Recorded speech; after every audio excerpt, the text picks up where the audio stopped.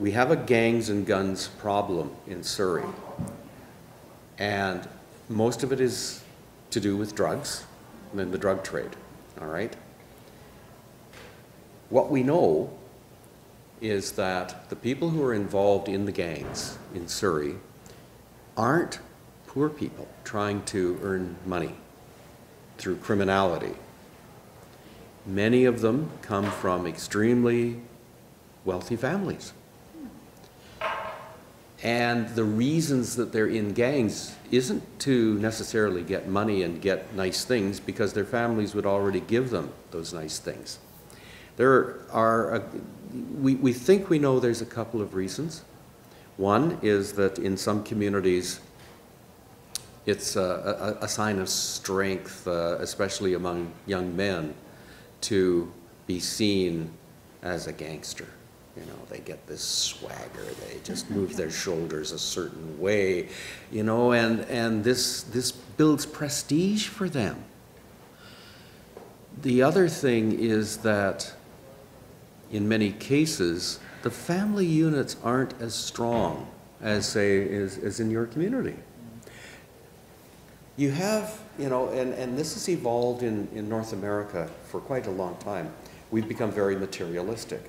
We like a nice house. We like nice cars. We like nice stuff, big TVs.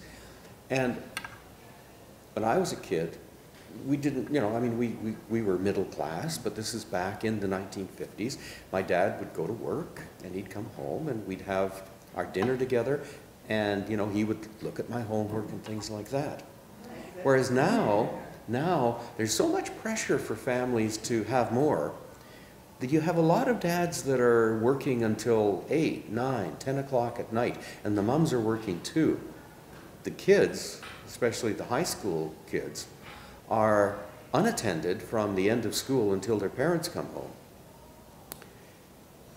And the absence of a strong father figure in the family is a problem. And I'll speak very specifically, you know, and this is something our South Asian community recognizes, is that the mums don't necessarily have the same kind of authority over a young son as the father would. But if the father's not around, the young son is quite often left to go to wherever they feel included, welcome. There's signs of this. We note in some communities, the parents rarely go to a parent-teacher meeting to hear about how their kids are doing. You know, it's considered a loss of face if it's known that their kids are in trouble with the law, and so they'll hide the problems that they can see right in front of their eyes. A quick story. I was talking to a film producer who was doing a documentary film on the gangs. And he went to see a young gangster in their home.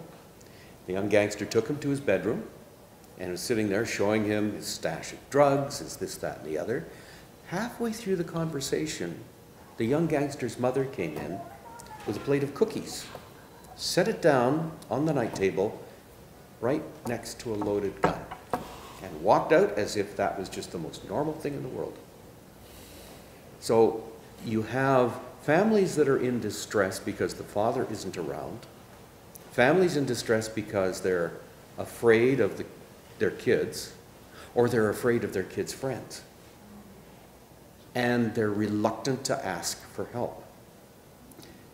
So yes, we can spend a lot more money on police. And in some cases, perhaps we should, and we will if we go to a municipal police force. But we also have to give more support to those families, to bring them out, to get them working with each other,